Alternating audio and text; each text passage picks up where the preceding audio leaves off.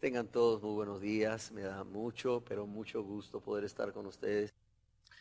El día de hoy yo quisiera compartir con ustedes, con la ayuda de Dios y su palabra y su Santo Espíritu, una enseñanza o la primera de dos enseñanzas que he titulado "Y no queréis venir a mí". Y no queréis venir a mí. ¿De dónde he sacado este título? Este título lo he sacado de las propias palabras de nuestro Señor y Salvador Jesucristo. Palabras que salen como un lamento desde lo más profundo de su corazón. Y no queréis venir a mí. Y para esto quisiera invitarles a que juntos leamos en la Biblia, las Sagradas Escrituras, en el Santo Evangelio según San Juan, en el capítulo 5, en el verso 39 y 40, lo que el Señor Jesús decía a un grupo de judíos, a un grupo de fariseos. ¿Y qué les decía? Les decía: escudriñad las Escrituras, porque a vosotros os parece que en ellas tenéis la vida eterna, y ellas son las que dan testimonio de mí, y no queréis venir a mí para que tengáis vida. Quiero que lo leamos de nuevo y quiero que dejemos ese texto por un buen rato. Dice: escudriñad las Escrituras, porque a vosotros os parece que en ellas tenéis la vida eterna, y ellas son las que dan testimonio de mí, y no queréis venir a mí para que tengáis vida eterna. El propósito por el cual quiero que podamos dejar estos dos versos es porque quiero dar inicio a esta enseñanza solicitando la participación de ustedes para que juntos podamos descubrir cuántas verdades podemos encontrar en esos dos versos. Vamos a ver, sin pena, sin temor a equivocarse, cuántas verdades podemos encontrar. Yo encontré 6, pero no importa. ¿Cuáles son esas verdades? A ver, Gustavo. La primera es vida eterna. ¿En quién? En Cristo, una verdad. Escudriñad las Escrituras. Los judíos escudriñaban las Escrituras. Primer verdad, los judíos escudriñaban las Escrituras. Segundo, dicen por aquí, hay vida eterna en Cristo. ¿Cuál otra verdad? Ok, las Escrituras, las Sagradas Escrituras o los sagrados escritos, como llamaban los judíos al Antiguo Testamento, dan testimonio de Jesús. A ver, ¿cuál otra verdad? Jesús es la vida. Exacto, que Jesús es la vida y que si no van a Él no tienen vida. ¿Alguna otra más? Exacto también. La gente, las personas, no quieren venir a Él.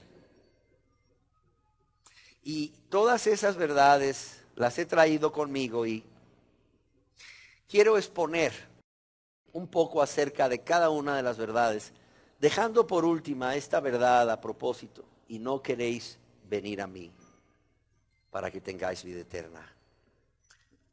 La primera verdad que decíamos era que los judíos eran personas que estudiaban diligentemente las Sagradas Escrituras o los escritos sagrados o el Antiguo Testamento.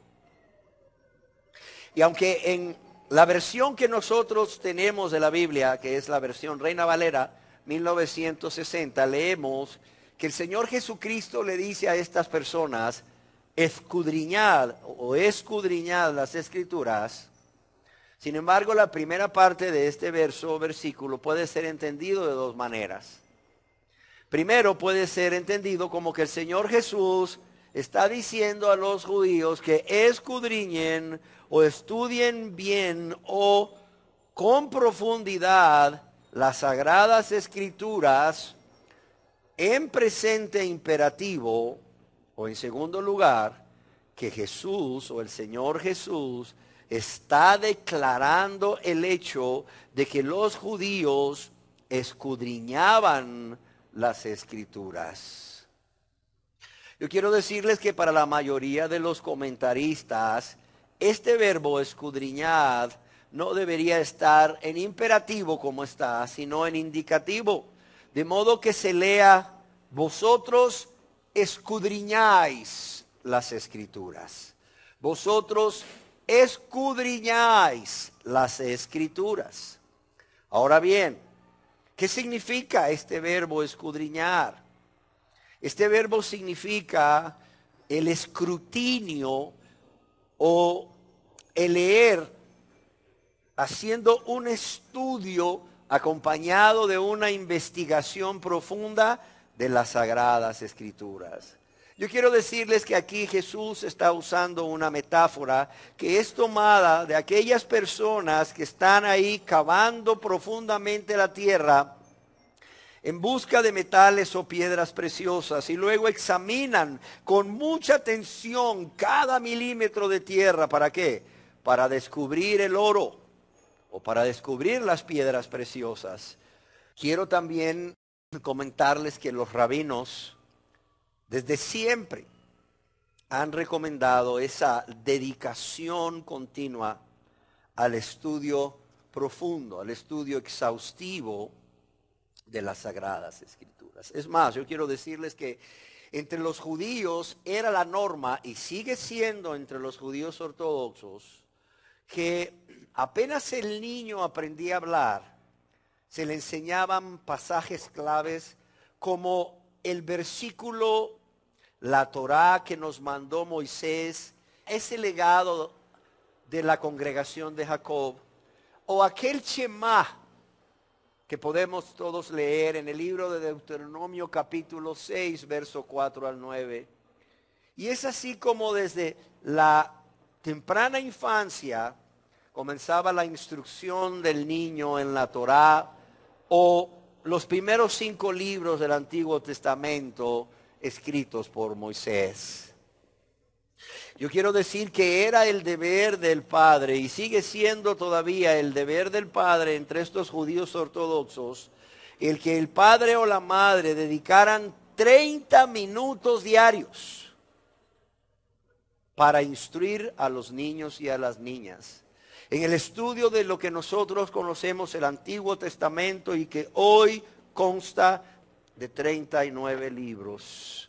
Y esto continuaba desde los primeros años, desde la infancia temprana hasta toda la vida.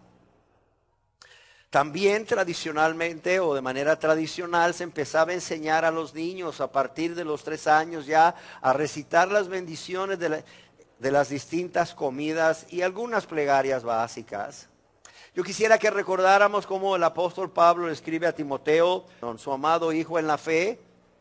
Allá, para los que les gusta anotar, en 2 de Timoteo, capítulo 3, verso 15, cómo desde qué edad de su vida, desde qué, desde la niñez, ha sabido que las Sagradas Escrituras.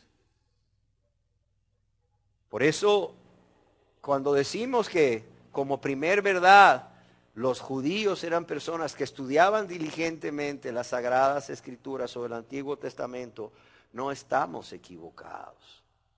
Segunda verdad, escudriñaban las Escrituras para encontrar la vida eterna.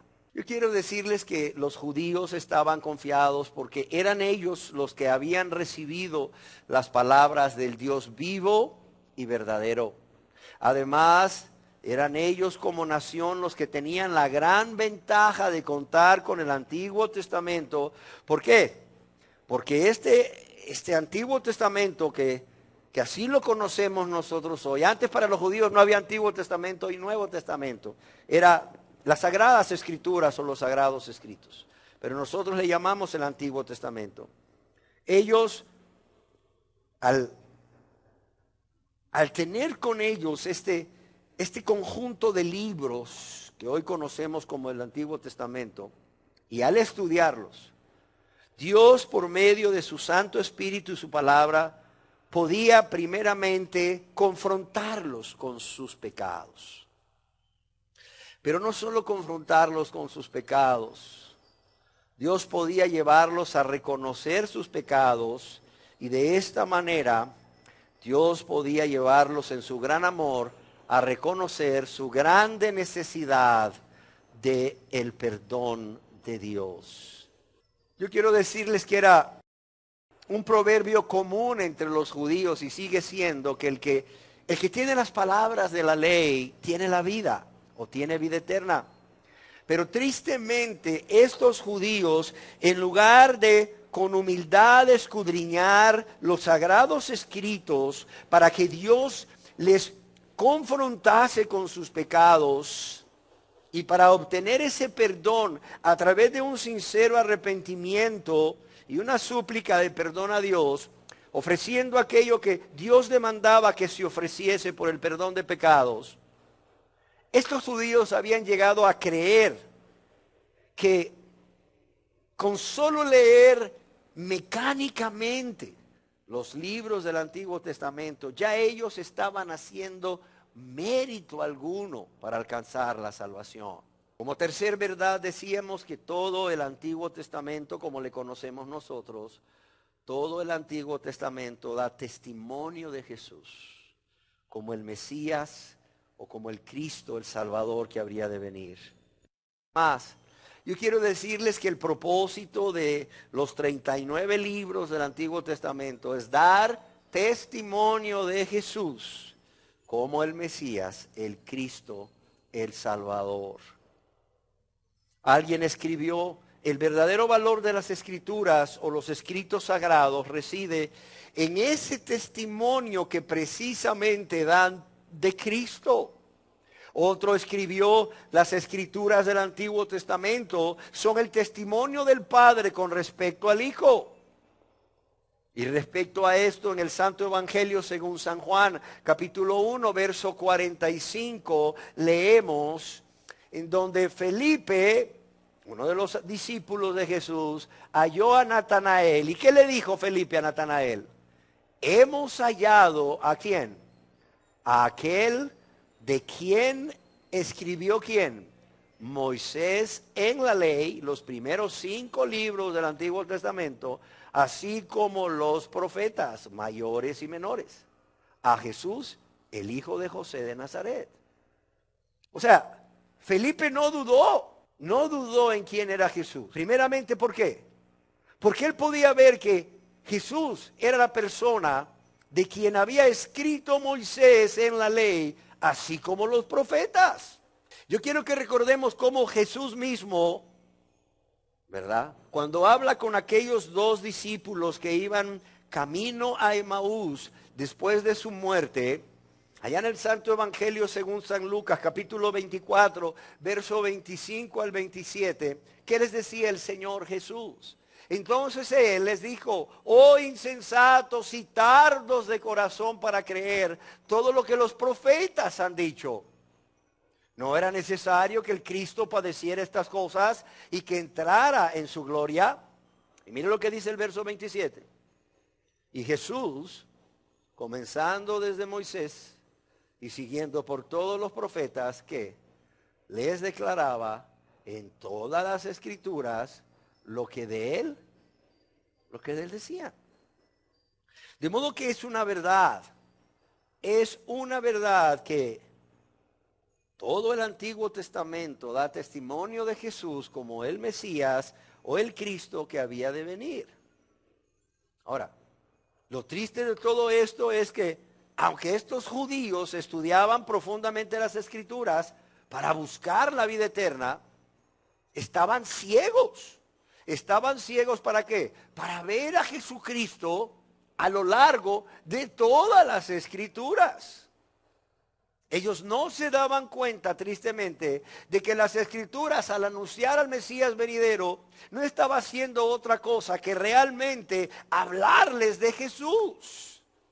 Y como alguien escribió, es terrible pensar que las personas, aún con las Escrituras en sus manos, con la Biblia en sus manos, pudiesen ser tan ciegos. Y esta no solo es una realidad para las personas de aquella época, sino que también es una realidad para muchas personas hoy en día que con la Biblia en sus manos son realmente ciegos espiritualmente. ¿Por qué? Porque no solo no pueden ver su verdadera condición espiritual de pecadores condenados por toda una eternidad, sino que no pueden ver a Jesús como el bendito Salvador. Hay mucha gente que dice, no, yo sí creo que Jesús es el Salvador. Oiga, ¿usted cree que Jesús es el Salvador? Sí. ¿Ya es su Señor y Salvador? No. ¿Y entonces de qué le sirve? ¿Sí me entiende? No te voy a recomendar que compres la chica o la lotería ni nada de eso. Pero si un ángel un día se te apareciese y te dice, el 09 va a ganar los 2 millones, ¿qué harías inmediatamente? Y conste que no te estoy recomendando que hagas eso, pero ¿qué haría esta persona? ¿Sabes qué hace en cuanto se levanta? Agarra todo el dinerito que tiene y se va a comprar todos los billetes de la 09. ¿Sí o no?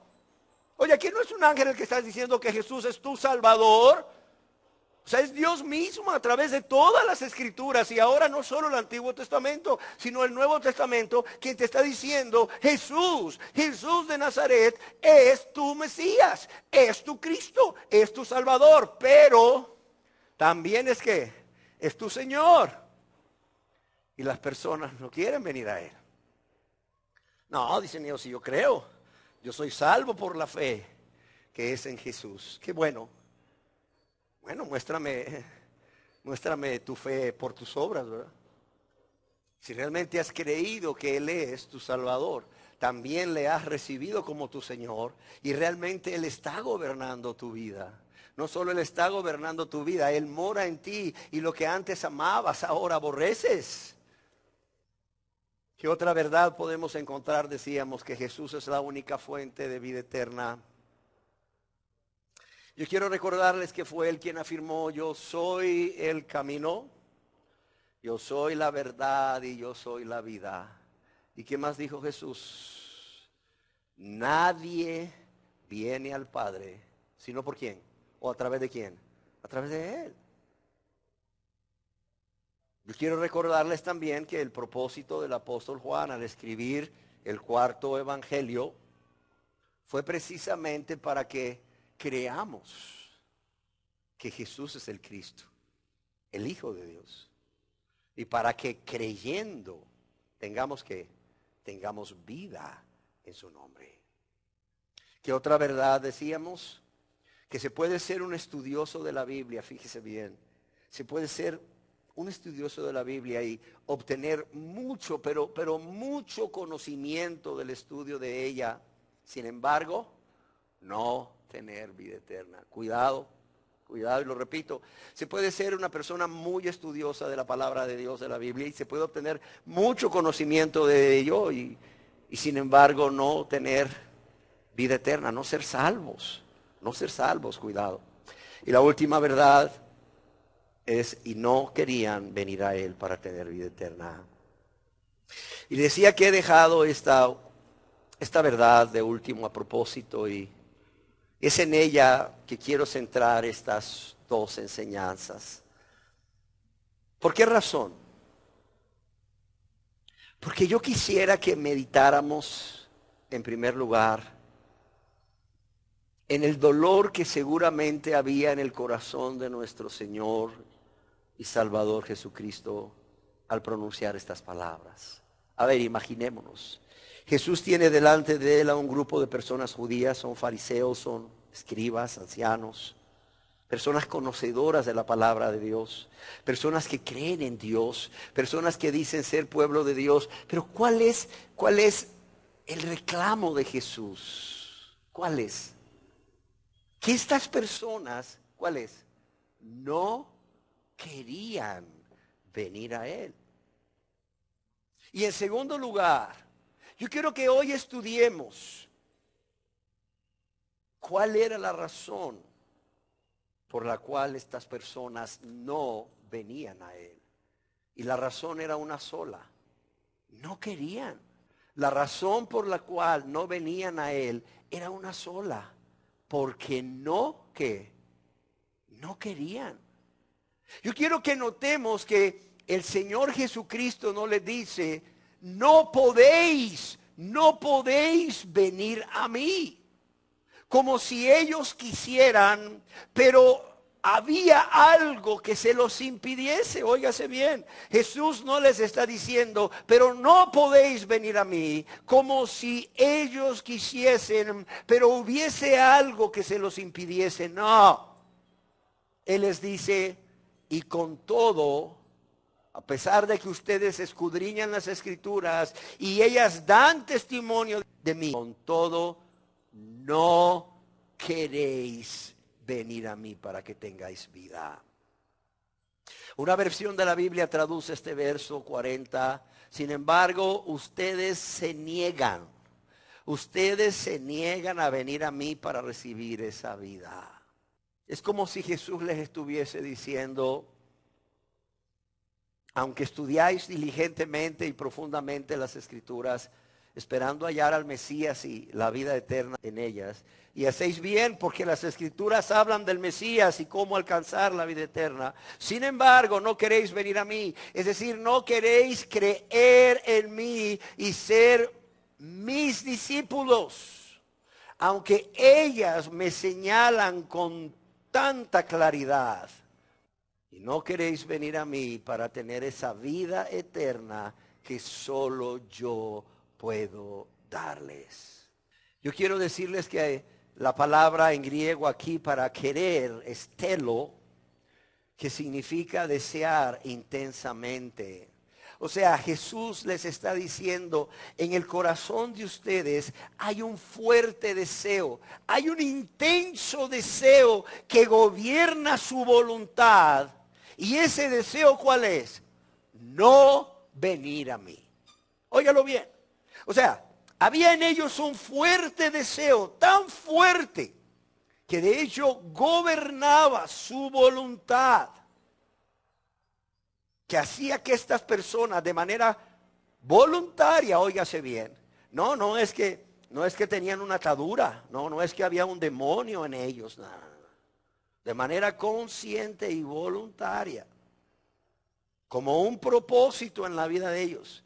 Ellos habían decidido no venir a Jesús, no creer en Jesús, no rendirse a Jesús. Yo quiero decirles que estas personas de hace 2000 años, como las personas que hoy no quieren venir a Jesús de igual manera, estas personas sabían muy bien lo que estaban haciendo. Sabían muy bien. ¿Por qué? Porque es una elección consciente, es una elección voluntaria. No es cuestión de que el diablo me engañó. No. Jesús les va a decir a estas personas, ¿cómo que el diablo te engañó? Si tenías una Biblia o hasta 3 en tu casa y leíste la Biblia. Y si no lo hiciste, un día fuiste a una enseñanza en donde te decía que toda la Escritura, todo el Antiguo Testamento daba testimonio de mí como el Mesías y el Salvador. ¿Por qué no lo creíste? ¿Por qué le creíste más al diablo? ¿Por qué no me creíste a mí? ¿Por qué no creíste a mi palabra? Te va a decir Dios. No. Estas personas, al igual que las personas que hoy no quieren venir a Jesús, saben muy bien lo que están haciendo. Óigalo bien. Y si saben muy bien lo que están haciendo, no son víctimas, no son pobrecitos. Por eso cuando las personas dicen, ay, yo no creo que Jesús mande a las personas a un castigo eterno ahí en un sufrimiento eterno, no, porque Dios es Dios de amor. Yo te voy a decir una cosa, Dios sí va a mandar a personas a ese castigo eterno. ¿Por qué? Porque aunque es Dios de amor, o más bien porque es Dios de amor, les reveló a su Hijo como el Salvador. Pero también les reveló su verdadera condición espiritual de pecadores perdidos para que viniesen al Salvador. ¿Y qué hicieron ellos con toda esta gran obra de amor que Dios hizo? Y digo esta gran obra de amor que Dios hizo porque no solo les revela al Salvador, no solo les revela su condición, manda a Jesús a morir, ¿y de qué manera, digo yo? O sea, ¿qué va a hacer Dios con estas personas a quienes Él en su gran amor ha manifestado? ¿Quién es el Salvador que Dios mismo ha enviado a morir por ellos? ¿Y cuál es su condición espiritual? De modo que no se engañen y vengan al Salvador para ser salvos. Dios va a dictar una sentencia. Dios va a dictar una sentencia. ¿Y cuál es esa sentencia? Culpables. ¿Culpables de qué? De menospreciar mi amor. Culpables de menospreciar ese Salvador que yo envié por todos ustedes. Culpables de menospreciar esa grande salvación.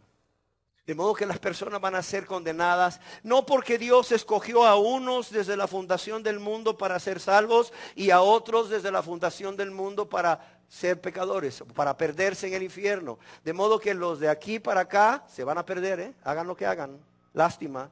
Y los de aquí para acá, enhorabuena, se van a salvar. No.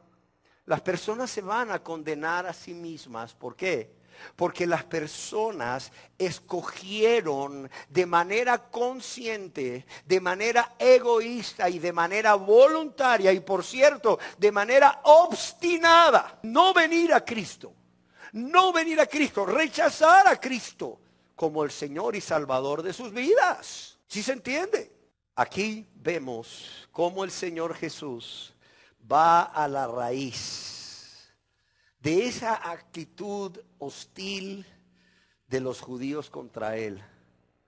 Al descubrir los perversos motivos que se anidaban o que habían en el corazón de ellos. Así que tenemos una clara advertencia, como ya lo dije, de que las personas no se condenan por falta de luz.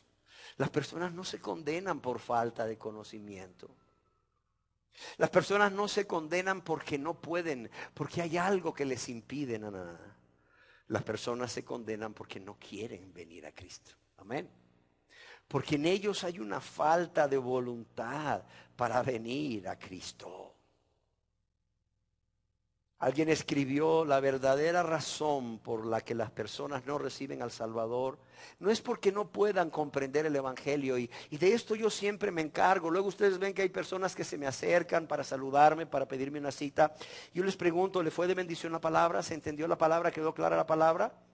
Desde que mis hijas eran unas adolescentes, yo siempre les preguntaba al final de la enseñanza: ¿entendieron la palabra de Dios? ¿Qué quiso decirnos Dios hoy? Porque yo decía, si esta adolescente de 13 años entendió lo que Dios quería decirnos hoy a través de su palabra, un adulto de 40 con mucha más razón debe haberlo entendido. Por tanto, la verdadera razón por la que las personas no reciben al Salvador no es porque no puedan comprender el Evangelio, no puedan comprender las buenas nuevas de salvación, o porque encuentren imposible creer en Jesús, ya que créanme, no hay nada en el Señor Jesús que Él haya hecho que nos imposibilite a creer y a confiar en Él. Es más, yo creo que si hay una persona en quien todos aquí presentes podemos y debemos confiar, ¿es en quién? ¿Es en Jesús? ¿Y cómo no vas a confiar en aquella persona que, siendo justo, estando a la diestra del Padre, recibiendo toda la gloria y la honra y la adoración, ¿verdad? Que como Dios se merecía y se merece, de manera consciente y de manera voluntaria dice: Padre, he aquí, envíame a mí. Yo voy a ir a morir por ellos. Yo voy a ir a morir por los pecadores. Oye, Jesús, pero es que estos pecadores te han ofendido mucho. Sí, no importa, pero yo voy a ir a morir por ellos porque los amo. Oye, pero es que mira, nunca han pensado en ti, solo en ellos. Sí, no importa, yo lo sé. Por eso es que están perdidos. Por eso es que están perdidos. Por eso es que están condenados. Pero yo en mi gran amor deseo morir por ellos. Siento un fuerte deseo. Así como ellos han sentido un fuerte deseo por su pecado, por su maldad, así también yo siento, diría Jesús, un fuerte deseo de dar mi vida por ellos. Oye, pero es que no todos van a venir a ti. Lo sé, dice Jesús. Pero así como ellos sienten un fuerte deseo que los mueve a no venir a mí, yo siento un fuerte deseo en mi amor que me mueve a ir y morir por ellos. Ojalá pudiéramos entender esto. Y que esto realmente quebrantara nuestro corazón en mil pedazos. O quebrantar el corazón de aquellos que aún todavía no vienen a Él para tener vida. Y si el rechazo o el rechazar al Señor y Salvador Jesucristo al no querer venir a Él es un acto voluntario y es un acto consciente que la persona hace de manera deliberada, de manera obstinada y también con mucho gusto, entonces yo quisiera que viéramos cuáles son las razones por las cuales las personas, los seres humanos de aquel entonces y de hoy en día, teniendo el suficiente conocimiento de Jesucristo, porque Dios se los ha dado a través de las Escrituras, no quieren venir a Él. O bien, ¿cuáles son las razones por las cuales tú, querida persona, que hoy estás aquí y que reconoces ante Dios que no te has convertido a Él, cuáles son las razones por las cuales no has querido? Óyelo bien. No es porque no has podido, no, es porque no has querido venir a Él. Y las razones son varias. Y en lo que resta de esta enseñanza y la próxima, vamos a estar viendo estas razones. Porque yo quiero que nadie aquí que no ha venido a Cristo para ser salvo se engañe, viéndose como una víctima. Porque luego las personas me dicen, hay pastores que unos nacen para ser estrella y otros estrellados. Ay, pastor, yo creo que yo nunca me voy a salvar porque yo nací para perdición. No. ¿Qué dice Dios en su palabra? Porque de tal manera, es decir, no se podía medir su amor. De tal manera amó Dios al mundo que ha dado a su Hijo unigénito. ¿Para qué? Para que todo aquel que en Él cree, para que todo aquel que viene a Él no se pierda, mas tenga vida eterna. El problema no ha sido de Dios, el problema ha sido tuyo. Pastores, que viera cómo lo intento y no puedo. Hay algo a lo cual te estás aferrando. Hay algo que no quieres soltar. Hay algo que todavía aún estás amando más que a Dios. Hay algo que aún te impide ver tu verdadera condición delante de Dios, de pecador, perdido, necesitado urgentemente de un Salvador. Y eso es lo que quiero que veamos. O sea, hay razones. No creas que, pastor, es que no puedo venir a Cristo porque el diablo me tiene maniado ahí con un mecate. Mire, pastor, no puedo venir a Cristo. Yo quiero, pero no puedo. No, dice Jesús. No, es que no pueden, no quieren. Pastor, es que yo quiero, pero mi carne me lo impide. No, espérame, no es excusa tampoco. Yo quiero que veamos hoy que así como todo esto que yo te he dicho no es cierto, no es la verdad, y no va a ser una excusa que tú puedas presentar a Dios el día del juicio cuando Él te condene. Y hoy quiero decirte cuáles son las razones, o más bien empezar a estudiar estas razones por las cuales tú no has querido venir a Él. Es que yo creo en Dios, sí, pero no has venido a Él. Es que yo creo que Él murió para perdonar mis pecados, sí, pero no has venido a Él. Y vamos a ver 5 hoy, con la ayuda de Dios y su palabra. Es más, aquí mismo en el contexto de estos versos 39 y 40 del Santo Evangelio según San Juan, capítulo 5, que hemos estado leyendo. En el contexto, Jesús nos da 3 razones. Las primeras 3 razones por las cuales todas las personas que no han venido a Jesús para ser salvos. O sea, ¿cuáles son también las razones por las cuales estas personas no han querido venir a Jesús para ser salvos? ¿Y cuál es la primera razón? La primera razón es clara, es una rebeldía contra Dios. O como podríamos llamarle, es un estado permanente de oposición a la voz de Dios. Oiga bien, la primera razón por la cual usted no ha venido a Cristo para ser salvo es rebeldía en su corazón contra Dios o un estado permanente de oposición a la voz de Dios. En el Santo Evangelio según San Juan, capítulo 5, verso 38, Jesús nos dice al respecto, dice, ni tenéis su palabra morando en vosotros, ni tenéis su palabra morando en vosotros, porque a quien Él envió, vosotros no creéis. Jesús dice, ni tenéis la palabra morando en nosotros, y otra versión de la Biblia dice, ni tenéis el mensaje morando en vuestros corazones.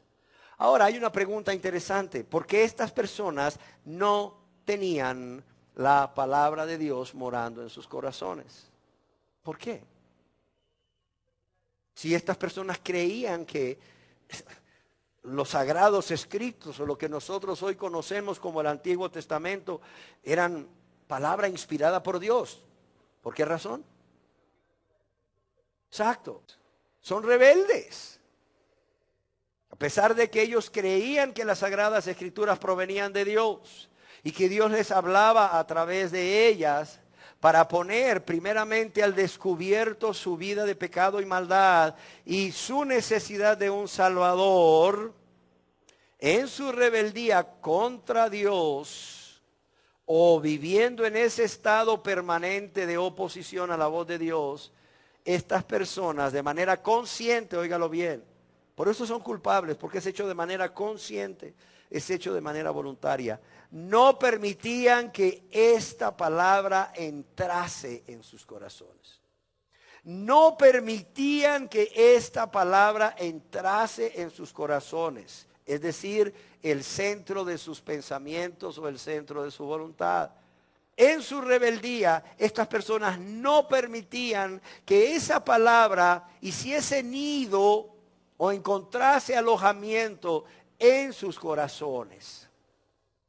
Si ellos hubiesen sido obedientes a la palabra de Dios y hubieran creído en las profecías acerca del Mesías, yo quiero decirles que ellos no solo habrían creído que Jesucristo es el Mesías esperado, sino que también hubieran venido a Él. ¿Para qué? Para tener vida eterna. De modo que, como alguien escribió, la condenación de una persona no se debe a la ignorancia de Dios o no se debe a la ignorancia del Evangelio. ¿Por qué? Porque Dios a todos, oiga bien, Dios a todos nos hace llegar de algún modo la luz del Evangelio, la luz que Cristo ha venido a traer. Sino porque en la rebeldía en que viven, estas personas cierran el paso a la verdad que trata de avanzar hasta el corazón. ¿Quién se enteró de la noticia de que Juan Gabriel, el cantante mexicano, murió? Levante la mano. Estaba en las primeras planas, ahí en la calle. No necesitabas comprar el periódico, solo pasabas por la calle y en esos grandes desplegados que el periódico pone para vender más. Ahí decía, murió el Divo de Juárez. Yo sé muy poco de él, pero alguien me comentaba aspectos muy interesantes de su vida. Me decía, este hombre, la verdad, de niño vivió una vida miserable. Este hombre fue abandonado por su padre. Su madre era una mujer muy pobre y su madre lo entregó a un orfanatorio. Y según decía esta persona que había leído acerca de Juan Gabriel, él le rogaba a su madre que no lo dejara en ese lugar, que aún en la pobreza de su madre lo tuviera con ella, pero su madre, pensando que era lo mejor para él, lo dejó en ese orfanatorio. Dice que no pasó mucho tiempo en que el niño se escapó de ahí. Volvió donde su madre y su madre nuevamente lo volvió a llevar. Entre los 3 y los 14 años se escapó finalmente para no volver. ¿Y saben en el hogar de quién cayó este joven, este adolescente? En el hogar de un pastor metodista. O sea, él estuvo viviendo un tiempo, ¿verdad?, con un pastor metodista y su familia, como miembro de su familia, en donde yo creo que este hombre compartió con aquel adolescente las buenas nuevas de salvación de Dios. Es más, se dice por ahí que este pastor trató de retener a Juan Gabriel que su nombre no era ese, pues después fue su nombre artístico. Trató de retener a este joven que hoy se conoce como Juan Gabriel, para que quedase viviendo con ellos, ofreciéndole un puesto, ¿verdad?, entre los jóvenes que participaban de la alabanza en la iglesia, por cuanto desde adolescente era notorio que tenía una voz privilegiada. Pero aún así, después de un tiempo de vivir con ellos, este joven se fue al mundo y alcanzó la fama en el mundo, alcanzó el éxito en el mundo, alcanzó la fortuna en el mundo, pero perdió su alma. Fíjate, su historia es una historia que confirma que la condenación de una persona no se debe a su ignorancia de Dios o del Evangelio, ya que Dios de alguna manera en su providencia divina se encarga que todos y cada uno de nosotros podamos enfrentarnos a esa información o podamos conocer esa información acerca de Dios, de su voluntad, acerca de las buenas nuevas de salvación que Dios nos ofrece y por qué nosotros necesitamos un Salvador para ser salvos. Amén. La segunda razón que Jesucristo nos da es que las personas no quieren venir a Él. Primero porque son rebeldes o viven en un estado permanente de oposición a la voz de Dios. Sino porque no aman a Dios. No, espérese ahí, predicador. ¿Usted qué sabe? Yo amo a Dios. No. Es entre Dios y yo, usted no sabe nada. Bueno, pongámote un termómetro ahí pues. Jesús dijo, el que me ama, mis mandamientos guardará. ¿Los guardas? Bueno, algunas veces sí, muchas veces no. Entonces no le amas.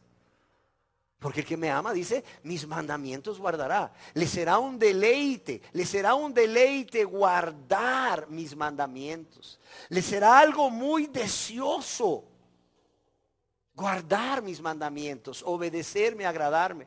Pero si para ti, o sea, no es un deleite, no es algo delicioso, por cuanto unas veces lo haces y muchas veces no, entonces dice Jesús, no te engañes, ni trates de engañar al predicador, tú no me amas. Yo quiero que me acompañen aquí al Santo Evangelio según San Juan, capítulo 5, verso 42. ¿Qué les dice el Señor Jesús a estos judíos que no querían venir a Él? Oiga bien lo que les dice a estos judíos que no querían venir a Él de manera consciente y voluntaria. Mas yo os conozco, dice, que no tenéis ¿qué? No tenéis amor de Dios en vosotros. No tenéis amor de Dios en vosotros. Y aquí los estudiosos dicen que amor de Dios significa no el amor de Dios para nosotros, sino el amor de nosotros para con Dios. Amén. ¿Qué es lo que les está diciendo Jesús? O sea, yo sé quiénes son ustedes, yo los conozco y yo cuando veo en sus corazones, yo veo que ustedes no tienen amor para Dios. Y nuevamente vemos aquí en esta segunda razón cómo el Señor Jesús nuevamente va a la raíz. Va a la raíz de por qué las personas no querían venir a Él ni quieren venir a Él hoy en día. Y es que la razón de por qué tantos menosprecian a Cristo y no quieren venir a Él es porque sencillamente no aman a Dios, aunque digan amarlo, no aman a Dios. ¿Por qué? Porque si hubieran amado a Dios, hubieran recibido el precioso regalo que Dios les envió. Hubieran recibido a Jesucristo. A ver, Padre, tú amas a tu hijo muchísimo. A ver, madre, tú amas a tu hijo muchísimo, sí. Y tu hijo llega un día y te dice, mire papá, mire mamá, con todos los ahorritos que me daban el fin de semana, mire, yo nunca me comí nada, ni me compré nada para mí, sino que fui ahorrando en mi alcancía para comprarle, ¿verdad?, este regalo. Si tú amas a tu hijo, ¿qué vas a hacer? Si tú amas a tu hija, ¿qué vas a hacer? ¿Sabes qué vas a hacer? Primeramente, ¿verdad? Lo vas a abrazar. Lo vas a abrazar con un gran gozo en tu corazón. Lo vas a abrazar lleno de un sentimiento de amor hacia él, ¿sí o no? Y vas a tomar ese regalo con mucho amor y con mucha gratitud y lo vas a traer hacia ti. Y no solo eso, no solo vas a tomar ese regalo para ti, no solo vas a recibir ese regalo con mucho amor y mucha gratitud, ese regalo va a ocupar en tu vida, cada día de tu vida, un lugar muy especial. ¿Por qué Jesús podía ver que estas personas no amaban a Dios? Porque si hubieran amado a Dios, repito, hubieran amado y hubieran recibido el precioso y bendito regalo que Dios les estaba dando, como es la persona de nuestro Señor y Salvador Jesucristo. ¿Sí o no? ¿Y por qué no amaron a Dios? La respuesta es una sola. ¿Saben por qué? Porque estaban tan llenos de amor por ellos mismos como hoy en día. Y no solo estaban tan llenos de amor por ellos mismos como hoy en día, sino que están tan llenos de amor por otras personas y cosas. De modo que en sus corazones ya no hay lugar. Ya no hay lugar para amar a Dios y a Jesús, que es Dios. Amados, yo quiero repetir lo que alguien escribió a modo de advertencia. No pensemos que podemos engañar a Jesús con falsas profesiones de fe. No pensemos que es suficiente con, quizás movidos por la emoción o los sentimientos, en tu silla o pasar al frente y repetir una oración de aceptar a Cristo como tu Salvador. No, espera. No pienses que es suficiente. Realmente, ¿qué hay en tu corazón? ¿Por qué digo esto? Porque tristemente la mayoría de las personas que en su asiento, en algún lugar o aún, ¿verdad?, pasando al frente para repetir, quizás muy emocionados, la oración del pecador o del penitente, la oración de recibir a Jesús como su único y suficiente Salvador. ¿Sabe qué llevan en su corazón? Rebeldía. Están dispuestos a obedecer solo los mandamientos que le convienen. Están dispuestos a hacer solo lo que les conviene. Pero cuando Dios les dice algo que a su carne no es agradable, que a su yo no es agradable, dicen: no, esto yo no lo hago. No. Eso es fanatismo, eso es legalismo. No, eso yo no lo hago. Cuando es Dios quien lo demanda, y te lo demanda, y me lo demanda a mí también. ¿Para qué? Para probar nuestro amor. Para ver si estamos dispuestos a obedecerle a Él en todo momento y en todo lugar y en toda circunstancia. Por eso es que traigo este escrito. No pensemos que podemos engañar o podemos engañarle con falsas profesiones de fe. ¿Por qué? Dice aquí el escritor: porque Él atraviesa con su mirada todas las caretas. Él atraviesa con sus ojos como llama de fuego las caretas, y es que sean las máscaras que nos pongamos. Óigalo bien. Por muy bellas, por muy espirituales que nos hagan ver las máscaras que nos pongamos. Continúa diciendo el escritor: podemos engañar a nuestros vecinos, podemos engañar a nuestros amigos y a nuestros hermanos, e incluso podemos engañarnos a nosotros mismos. Pero no podemos engañar a Dios. ¿Cuántos dicen amén? ¿Cuántos creen esto? Más vale que ahorita que Dios te está hablando acerca de las razones por las cuales aún no vienes a Él para ser salvo, para ser salva, tú verdaderamente entiendas esto que acabas de asentir con un amén, de que tú no puedes engañar a Dios, que Dios ya traspasó tu corazón y sabe lo que hay hasta en el más profundo rincón de tu corazón. Amén. La tercera razón que Jesucristo nos da de por qué las personas no quieren venir a Él es porque están más interesados, óigalo bien, en la aprobación de sus semejantes que en la de Dios. Primero, porque son rebeldes. Segundo, porque no hay amor a Dios en sus corazones. Tercero, porque están más interesados en la aprobación de sus semejantes que en la de Dios. Veamos aquí mismo en el Santo Evangelio según San Juan, capítulo 5, verso 44. ¿Qué les dice Jesús? Les dice: ¿cómo podéis vosotros creer, pues recibís gloria los unos de los otros, y no buscáis la gloria que viene del Dios único? ¿Cómo podéis vosotros creer? Y está hablando de creer en Él. pues recibís gloria los unos de los otros y no buscáis la gloria que viene del Dios único. Yo quiero decirle que un gran obstáculo, quizás el más grande obstáculo, además de la rebeldía y la falta de amor a Dios o hacia Dios, de estos judíos, de estos escribas y fariseos, y de todos los que hoy en día, aún aquí presentes, siguen rechazando a Jesucristo, era su orgullo, era su vanidad y su amor propio. ¿Por qué razón? Porque a causa de su orgullo, de su soberbia, estas personas, al igual que hoy en día, son personas que cuando se ven a sí mismos, tienen un mayor concepto de sí mismos que el que deberían tener. Y es por esta razón que estas personas se creen buenos, sí, se creen buenos, se creen justos ante Dios.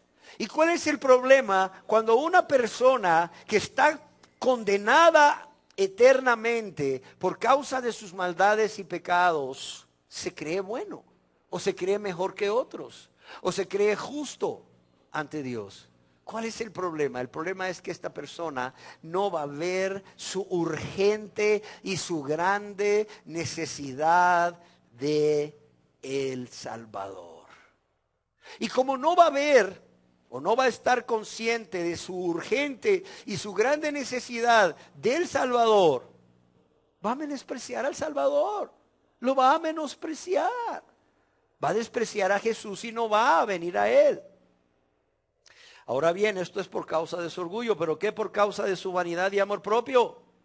Estas personas, al igual que hoy en día, por causa de su vanidad y amor propio, estaban más interesados en la aprobación de sus semejantes que en la aprobación de Dios. ¡Qué triste! Les importaba más lo que las personas podrían pensar de ellos que lo que Dios ya estaba pensando de ellos. Además, estas personas tenían miedo de que sus familiares y amigos, o qué iban a decir sus familiares y amigos, o qué iban a hacer con ellos sus familiares y amigos si ellos abandonaban esa religión del judaísmo por convertirse en discípulos de Jesús. Qué triste. Por tanto, como les importa mucho el qué dirán, ¿qué pasa? No estaban dispuestos a soportar la burla, el sufrimiento que les vendría si ellos decidían convertirse en seguidores de Jesús. Yo quiero decirles algo y óiganlo bien. Cuando una persona valora más la alabanza de los hombres o se preocupa más por lo que van a decir las personas a su alrededor de él o de ella, que lo que ya Dios piensa o ha dicho de él o de ella a través de las Sagradas Escrituras. Cuando una persona tiene miedo de lo que las demás personas puedan decir o hacerle, estas personas no pueden ser salvas. ¿Por qué razón?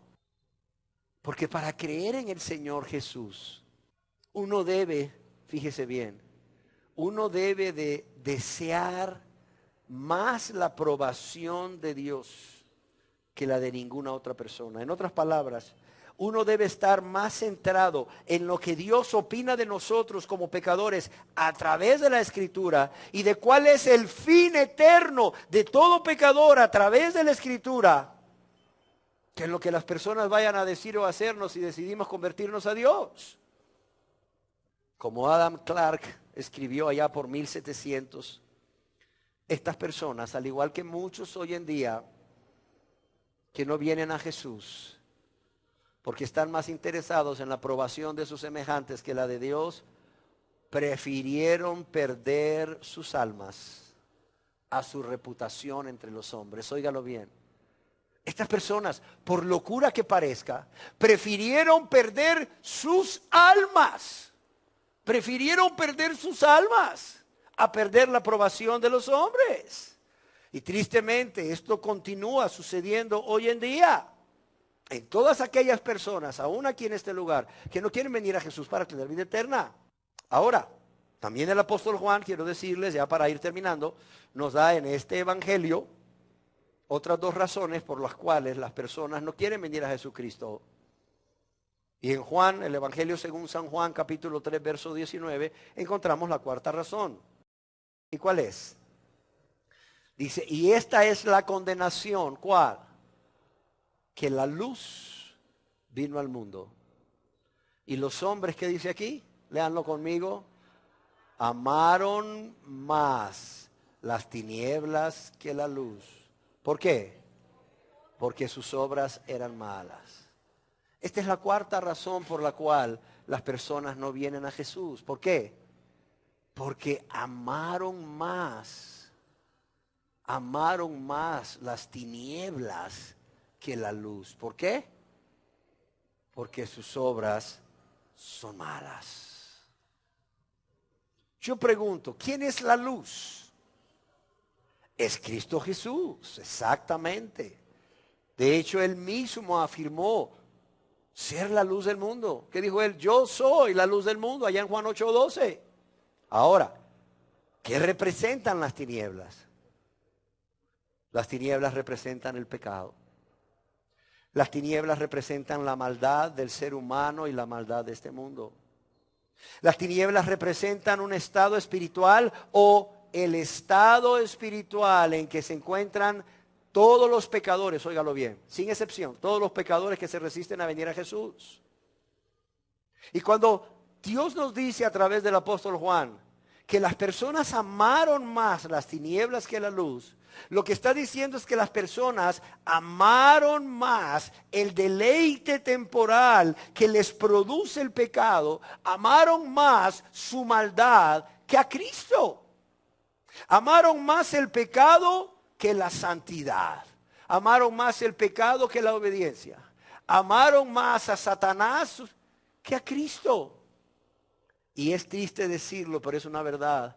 Amaron más el infierno que el cielo. Oiga, no puede ser posible. No, yo sé que estoy en pecado y yo sé que todavía no me he entregado a Él como debo, pero no, yo amo más el cielo que el infierno. Yo no estoy loco, yo no estoy loca. No, espérame. Cuando tú de manera consciente y voluntaria decides amar más las tinieblas que la luz, más el pecado y tu maldad que a Cristo, más el pecado y tu maldad que la obediencia a Dios y el agradar a Dios, tú estás decidiendo amar más el infierno que el cielo. Quizás no lo habías visto de esta manera, pero ¿por qué crees que Dios te trajo a este lugar hoy? Para que por lo menos lo veas y empieces a abrir los ojos.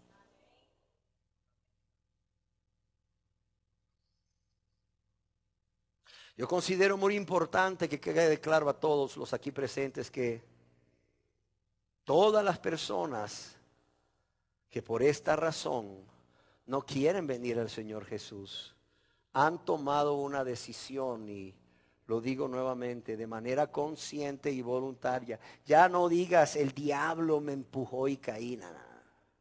Esa excusa no te va a servir delante de Dios. Mira, por favor, créemelo. Ya no andes diciendo, ay, es que la carne es débil, porque Jesús te va a decir el día del juicio, ¿qué no te dije yo que velaras y oraras entonces si la carne era débil para que no cayeras en tentación? Mira, ya deja a un lado esas excusas, no te van a servir. Y mejor, ve entendiendo y ve reconociendo que si no has querido venir a Jesús es porque has tomado, al igual que estas personas de hace 2000 años, una decisión de manera consciente. Has tomado una decisión de manera voluntaria de amar intensamente, de preferir intensamente, de desear intensamente más el deleite temporal que te producen los pecados y continuar en este estado de vida de maldad, ofendiendo y lastimando a Dios y a Jesús y a tu prójimo, que a la persona de Jesucristo. Y has amado más la maldad y el pecado que convertirte a Jesús o a Dios a través de un sincero arrepentimiento y una súplica de perdón a Dios. Otra cosa que deseo que quede claro es que no es cierto, no es cierto que estas personas amen a Jesucristo como afirman, mientras por el contrario viven vidas egoístas, viven vidas rebeldes y viven vidas de ingratitud, practicando el pecado cada día. También quiero decirles que considero importante aclarar que no es cierto que por causa de una naturaleza pecaminosa que te impulsa a hacer el pecado y que tú no puedes evitar, es que tú amas más las tinieblas que a Jesús, que es la luz. No, no es cierto, no es cierto. Es porque has tomado una decisión consciente y de manera voluntaria. Y porque, como también nos dice el escritor inspirado, en este caso Juan, es porque tus obras son como, son malas. Es porque tus obras son malas. Mira, yo creo que Jesús hubiera sido un pésimo político. ¿Por qué? Porque Él siempre llamó a las cosas por su nombre. Y yo creo que por esa razón los cristianos primeramente no deberían de incurrir en política, ¿verdad? No ocupar un puesto público. Qué bendición es cuando un cristiano ocupa un puesto público. Qué calidad de servicio da, ¿verdad? Da mucho gusto. Pero no andar ahí, ¿verdad? Levantando la mano del líder y decir, este es el hombre que Dios quiere para Honduras.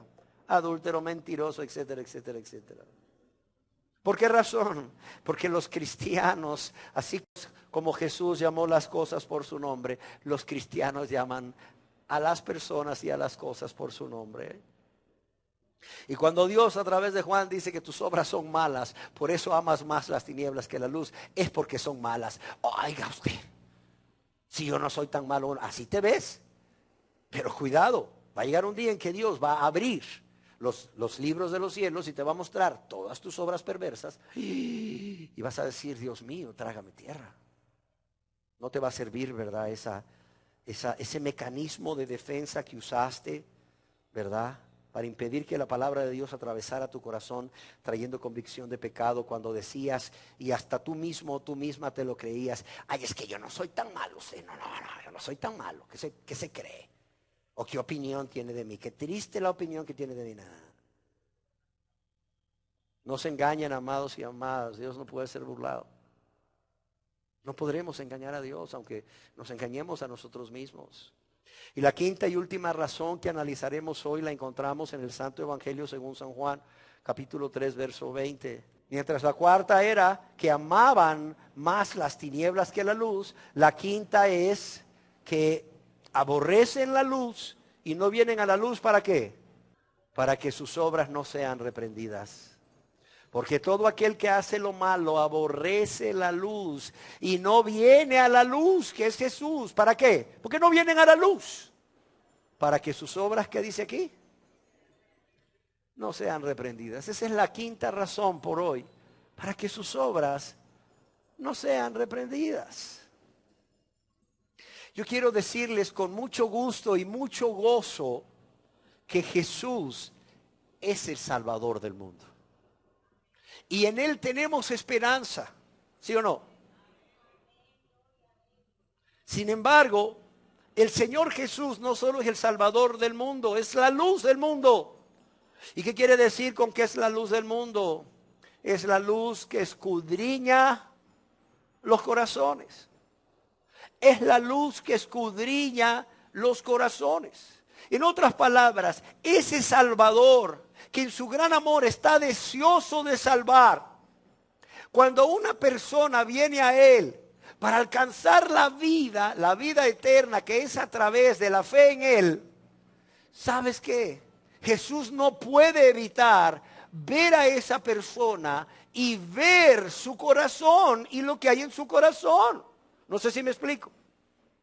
Es como que tú vengas a mí a solicitarme algo y en la medida que te pones delante de mí, yo no voy a poder evitar ver cómo andas vestido, cómo andas tu cabello, qué ropa traes.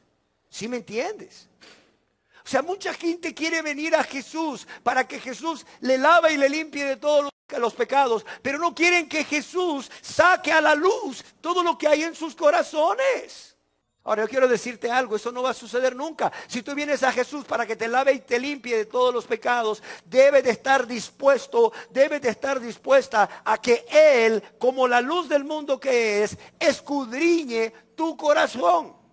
Allá en el Evangelio según San Juan capítulo 2 versos 24 y 25 leemos que Jesús mismo no se fiaba de algunas personas. ¿Por qué? Porque Él conocía a todos. Y no tenía necesidad de que nadie le diese testimonio del hombre. ¿Por qué? Porque Él sabía lo que había en el hombre. Y esto es precisamente lo que sucedió al joven rico. ¿Se acuerdan? ¿Se acuerdan del joven rico? Aquel joven que vino corriendo a Jesús e hincando la rodilla le preguntó, maestro bueno. ¿Qué le preguntó? Maestro bueno, ¿qué? ¿Qué haré para heredar la vida eterna? O sea, este hombre sabía que algo le hacía falta. Este hombre sabía porque Dios en su gran amor se lo manifestaba a través de su conciencia que no tenía la vida eterna. Y este hombre viene a la persona correcta, viene a Jesús, el Salvador, la fuente de vida eterna, y le hace la pregunta correcta, maestro bueno, ¿qué haré para heredar la vida eterna? Y viene con confianza de que este maestro de Nazaret le va a dar la respuesta. Sin embargo, ¿qué leemos ahí en la Biblia? Leemos que Jesús mirándole lo amó. ¿Y qué le dijo? Mira, hijo, para alcanzar la vida eterna tienes que hacer esto y esto y esto y esto. ¿Sabes qué le dijo? Cuando lo vio lleno de amor ahí, arrodillado delante de él, y dice que le dijo, ay, hijo, no puedo evitar ver lo que hay en tu corazón, perdóname. Y aunque lo que me has respondido pareciera ser sincero, que todo esto que te dije lo has guardado de tu juventud, ay, muchacho. No puedo evitar ver tu corazón y en tu corazón veo que hay una cosa que te hace falta, ¿sí o no? Venía buscando la vida eterna y se encontró con un Salvador que escudriña, que ve lo que hay en el corazón y que por cierto, híjole, no se puede quedar callado por amor a las almas. No se puede quedar callado. ¿Y cuál fue la respuesta de este hombre? La respuesta es que él, afligido por esta palabra, se fue triste. Podemos concluir entonces que las personas que aman sus pecados, tristemente, que aman sus pecados y el deleite temporal que éste les produce, que las personas que están decididas a andar por este camino de tinieblas no van a venir a Jesús. ¿Por qué? Porque sabe que sus obras son malas. Ellos saben y Jesús sabe que sus obras son malas. Pero no quieren ser confrontados por Él y por su palabra.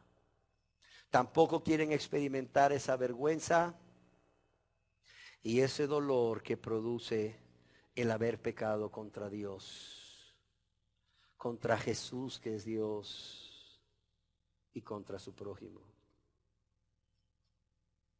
Entonces, ¿por qué razón no has venido a Cristo? ¿Porque has sido rebelde? ¿O porque no hay amor para con Dios en tu corazón? ¿O porque estás más interesado en la aprobación de las personas que te rodean que en la aprobación de Dios? ¿O porque amas más las tinieblas que la luz? Porque amas más tus pecados, tu maldad y el deleite temporal de tus pecados que a Jesús. O porque no quieres que tus pecados queden al descubierto y sean reprendidos. ¿Cuál es la razón? Nada más hemos visto 5.